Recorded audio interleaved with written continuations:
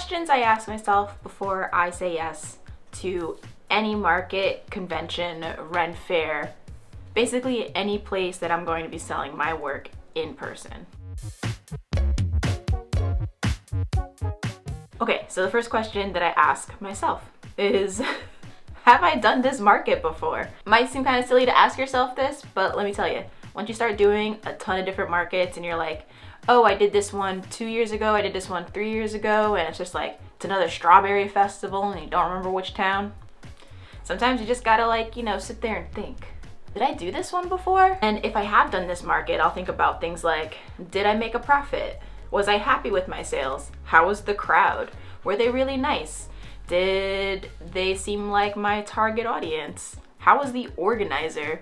And how was load-in and load-out? Especially since I sell pottery, load-in and load-out can make or break a market for me, let me tell you, because it is heavy and I don't like to carry it. So if I've done this market before, then I already have kind of another set of questions that I'll ask myself about whether or not this is a thing I want to do again. So the second question that I like to ask myself is, how long has this event been running? Is it something that has a historical presence in your community? Some festivals or markets have been running for over a decade, some even longer. That plays a big role in whether or not there's a good attendance. So if it's a first time market, those ones I'm a little bit more wary of, just because they don't have that historical background to run off of. Things that have been running for longer tend to have a dedicated audience. People, if they liked the market last year, they'll go again the next year. If it's a first time market, there's a lot of unknowns. So it's just something to be cautious about when you're thinking of doing a market or not. When a market's been running for longer than, I'd say, 2 or 3 years, then they kind of know who shows up. It starts to gain traction when it's a reoccurring market. All of that is super helpful, and then some of the people in that local community will rely on that market to happen. The next question that I ask myself, what's their social media presence like? And if they don't have one, do they have a presence in the community? So some markets that have been running for a long time don't really need a social media presence because it happens every year. It's been happening for 30 years on the town green. They don't need an Instagram. And if that's the case, then do they have little lawn signs out on intersections? Do they have anything in your local newspaper? Stuff like that. Old school media still counts. And then on the internet, do they already have a Facebook event? Do they have an Instagram? Then that way you can kind of see, how many people are interested. It's not always a telltale sign of how many people are going to be there, but at least it'll show, are they marketing and how are they marketing, and are they doing it effectively and aggressively to get people to come to the show? Okay, maybe not aggressive.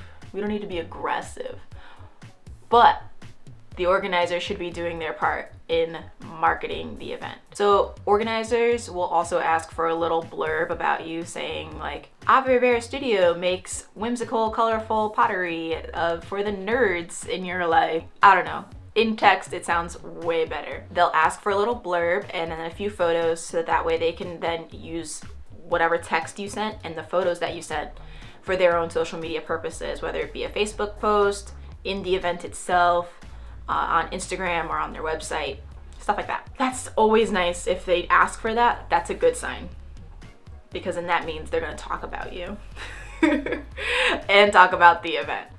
But yeah, so what's their social media or online presence like? If they have an Instagram, try and find it, follow it, maybe tag it when you're talking about your market. If they're on Facebook, hopefully they already have a Facebook event set up, so that way that can be shared. And the cool thing about that is the event will then remind people who are interested, hey, do you plan on going? It'll send those little notifications. If they have a website, what does their website look like? When was it last updated? Do they keep it updated? These are all things that I think about before I say, yeah, I'll do that market. The next question, I think number 4, that I ask myself is, Does their vibe match my aesthetic? So you can kind of tell what the market is looking for and like the general vibe of the event based on their marketing, hopefully at least. Like, what is the event called, and is it handmade only? What colors are they using in their marketing? So for example, I'm very colorful and nerdy, and my work is too, and all of that tells me that markets that use a lot of neutral colors and greens and very natural type stuff, it's not a fit for me.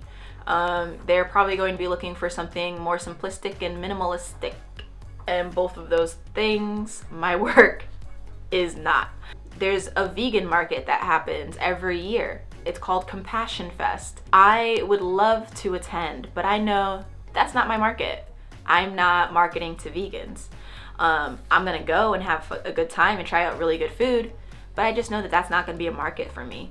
So those are some cues that you can take from either the color choices, the title of the event, the things that they say in their description. Does their branding and marketing match yours, even in the slightest? The last question that I ask myself is, can I afford it? Not only financially, but can I afford it time-wise, and can I afford it with the stock that I have and the time that I need to build up that stock? Before you say yes to an event, how far away is it? Can you build up enough stock for it? Can you afford it financially?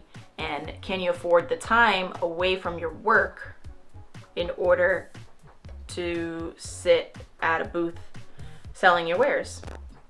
So that's what I mean when I say, can you afford it? It's more than just, oh, the market costs $75. I have $75. Let's do it. Can you afford the 6 hours that you're going to be standing there, the 2 hours that you're going to need to set up, the hour it takes to drive there?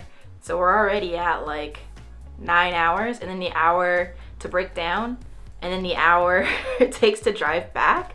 Like, that's an 11 to 14 hour day.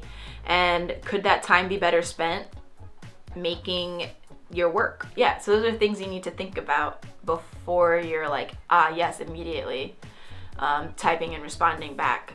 To recap the questions I ask: have I done this market before? How long has this been running? What's their online presence or presence in the community? Whether it be online marketing or traditional marketing, are they doing it? Does their vibe match your aesthetic? And lastly, can I afford it? Hopefully these are some helpful questions that you can ask yourself before you say yes to any sort of market, Ren Fair, convention, festival, or fair that you might consider selling your work at. It's very tempting to respond super quickly before spots run out, but it's always good to take a step back and make sure that it's the right business move before you go ahead and waste an entire Saturday and realize, oh, it's only yogis here. I don't have things for yogis. Terrible example, but hopefully you get what I mean. I want to talk a little bit more about markets in some future videos, so hopefully I'll have like a whole little series. Thanks for watching. Subscribe. Bye.